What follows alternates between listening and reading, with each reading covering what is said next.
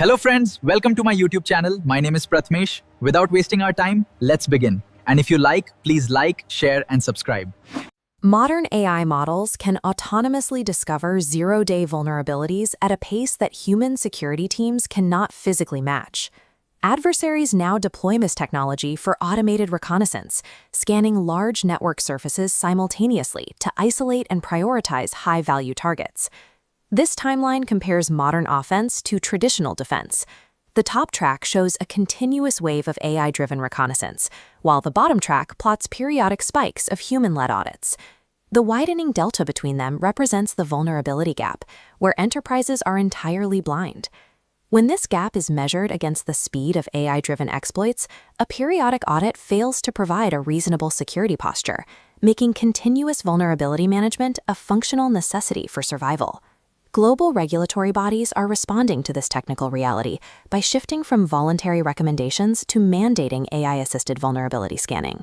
In the United States, Executive Order 14028 establishes a benchmark for federal agencies, making national resilience a matter of executive policy. These federal security practices are built on the specific technical standards found in the NIST AI Risk Management Framework. The EU AI Act and NIS Directive now legally classify systems touching medical devices or critical infrastructure as high risk, requiring strict cybersecurity reporting. Similar accountability requirements appear in India's AI governance guidelines and the advisories issued by Singapore's Cybersecurity Agency. To maintain a defensible security posture and avoid regulatory penalties, enterprises must restructure their engineering pipelines to embed security by design into the core of their operations. Under these mandates, the project lifecycle begins with a requirement for integrated security. During the initial design phase, teams map the project's purpose against the NIST RMF, the EU AI Act, and the NIS Directive to determine its baseline compliance requirements. Systems that interact with critical infrastructure or handle sensitive personal data trigger a high-risk classification, which mandates specific security protocols. This phase requires engineers to embed security evaluations directly into the architecture to hypothesize potential threat vectors before construction begins.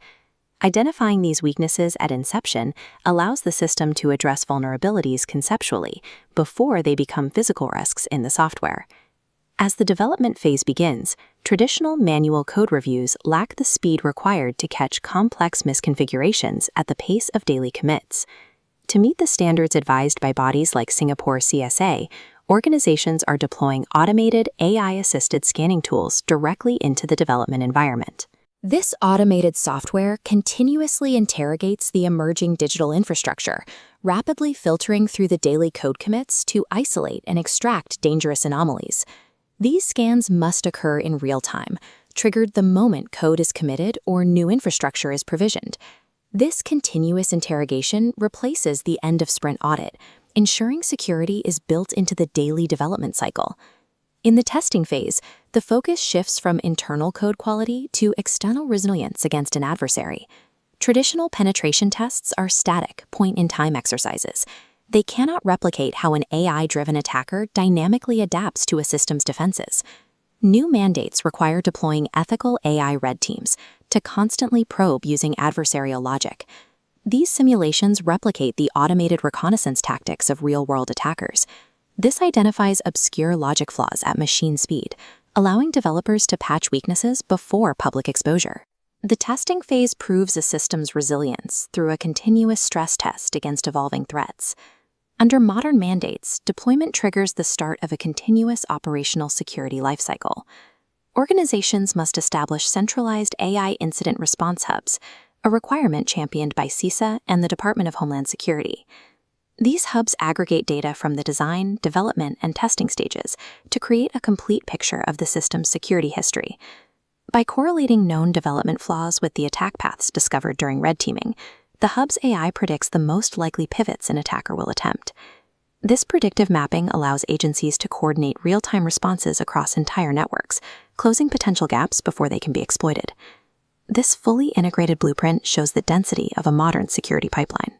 Security by design requires embedded frameworks, real-time automated scanning, dynamic red teaming, and predictive response hubs.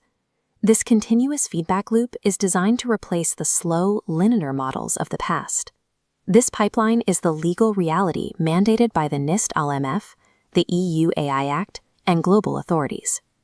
As adversaries use AI to compress the zero-day race, only an equally fast, continuously integrated security pipeline can provide the defense necessary for infrastructural survival. New AI models autonomously comb through network surfaces to exploit vulnerabilities at speeds no human team can match. Because of this speed, the traditional model of the manual, periodic cybersecurity audit is effectively obsolete. By the time a human finishes the report, the system state has already changed. This chart illustrates the gap. Regulators are responding to this trend by requiring security by design, making real-time vulnerability identification a legal necessity. Modern mandates require a defensive curve that matches the threat, integrating AI-assisted scanning throughout a product's entire development lifecycle. To meet these new standards, companies must shift from manual verification to automated, continuous AI defense. For international businesses, this shift is complicated by a global map of AI cybersecurity laws that are fragmented and overlapping. Leaders generally choose between two paths. The first is a patchwork compliance strategy, where security protocols are customized region by region to fit local laws. This approach limits upfront spending to what is strictly necessary for a specific market, but it creates operational complexity and leaves security gaps between different regional systems.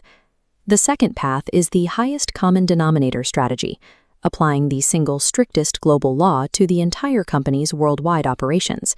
This streamlines international scaling, but it requires an immediate, massive financial investment in continuous AI scanning across all regions simultaneously. The choice is between optimizing for short-term regional budgets or investing in a unified global infrastructure. The United States uses a flexible baseline, anchored primarily by the NIST AI Risk Management Framework. Rather than rigid mandates, NIST provides a set of guidelines for using AI tools to maintain national resilience and security. This gives internal IT teams an adaptable blueprint. They can adjust their security measures based on their specific risk profile and available resources. However, unlike European or Asian laws, the U.S. framework currently lacks strictly enforced penalties or prescriptive software requirements.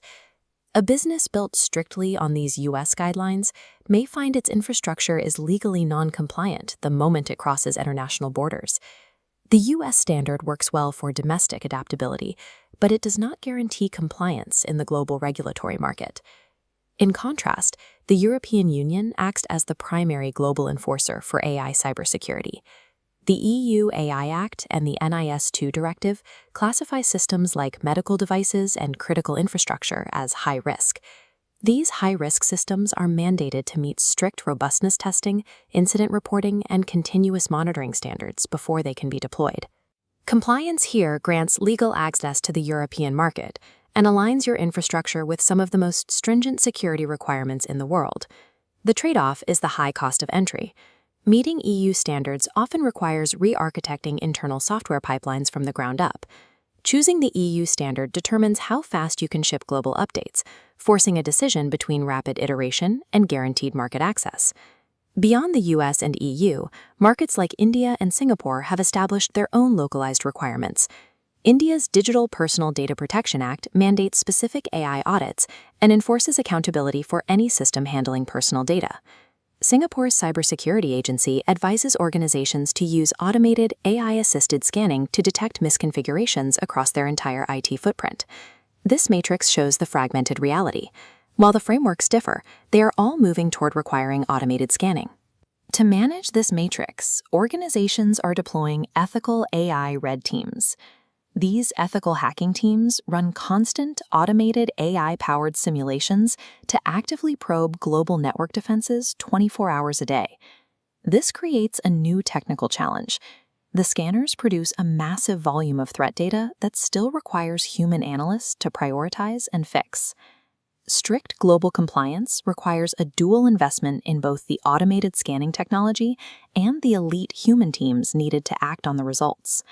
Regulators in the EU, India, and Singapore have established that manual oversight is no longer sufficient to meet modern security standards. The legal burden is shifting toward proving continuous, automated defense is in place. This quadrant chart helps map the decision. Your path depends on your global footprint and your risk profile. Global enterprises, or those touching critical infrastructure, belong in the top right quadrant. For this group, the highest common denominator strategy is the most efficient. Adopt the EU AI Act as the global baseline. This strategy costs more in the short term, but it eliminates the friction of managing different compliance standards for every country.